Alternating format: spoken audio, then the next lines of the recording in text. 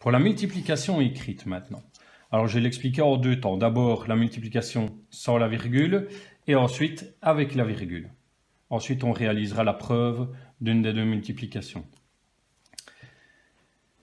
Ici, je prends le 7 chez le multiplicateur et je vais le multiplier à la fois à 8 et puis à 3.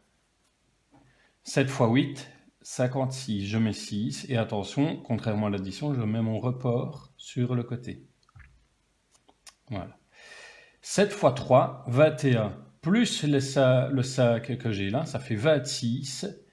Et j'ai écrit tout le nombre d'un coup, puisque je n'ai plus rien à multiplier après le 3. Je n'oublie pas, je vais prendre de la couleur pour le mettre. Avant de multiplier le 2, je dois mettre un 0, parce qu'ici on doit commencer à écrire sous la colonne des dizaines. S'il y avait des centaines, j'aurais dû mettre 2 zéros, etc., etc.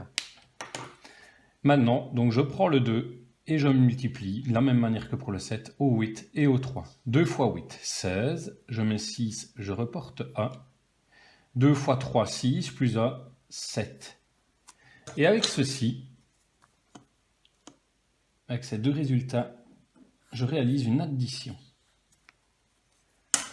6 plus 0, 6. 6 plus 6, 12. Je mets le 2, je reporte le 1. 1 plus 2 plus 7, 10. J'ai 1026 comme produit. Donc, 38 fois 27 égale 1026. Deuxième exemple, donc avec une virgule. Attention parce que ça change un petit peu de l'exercice avant avec l'addition. Dans un premier temps, je ne m'occupe pas de la virgule et je procède de la même manière qu'au-dessus. Donc on fait comme si c'était 38 multiplié par 45. Je vais aller un peu plus vite. 5 fois 8, 40. 5 fois 3, 15, plus 4, 19. Je n'oublie pas de mettre un 0 en couleur. 4 fois 8, 32. Je mets 2, je reporte 3.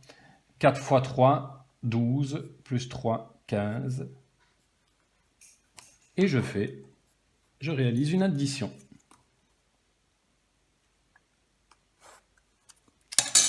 0 plus 0, 0. 9 plus 2, 11.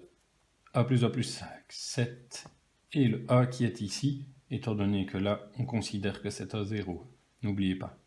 Voilà, maintenant, l'exercice n'est pas terminé. Je dois encore replacer la virgule. Alors, pour savoir où je dois mettre ma virgule, tout simplement, c'est très facile. On regarde l'énoncé. J'ai 3 unités et 8 dixièmes, et 4 unités et 5 dixièmes. Je compte dans mon énoncé le nombre de chiffres que j'ai derrière la virgule. Donc j'en ai 1 ici, j'en ai 2 là. Donc je dois mettre ma virgule 2 chiffres plus loin. Ici, il faut qu'il y ait 2 chiffres dans mon produit derrière la virgule.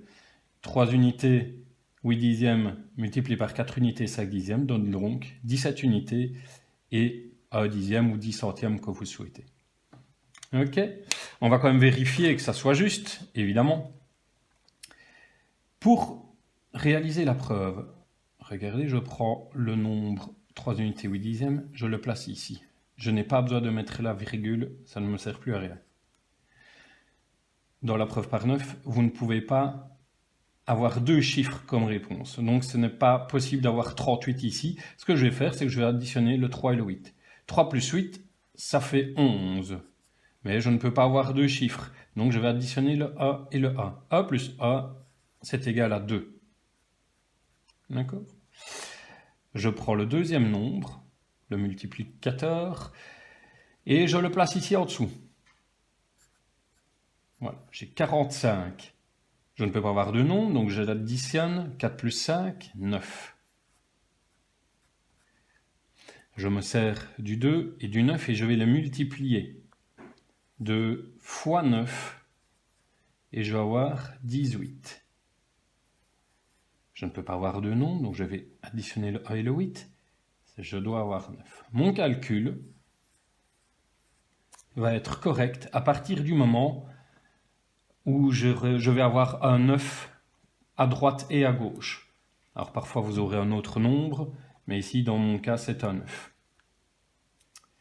Et pour savoir ce que je mets là à gauche, eh bien je prends le résultat final de mon opération et je fais exactement la même chose. Je mets donc 1710. Je ne peux pas avoir plus d'un chiffre en réponse, donc j'additionne le tout. Plus 7 plus 1 plus 0, ça me fait 9. Mon calcul est donc correct parce que j'ai la même chose ici à gauche et ici à droite. Voilà pour la multiplication.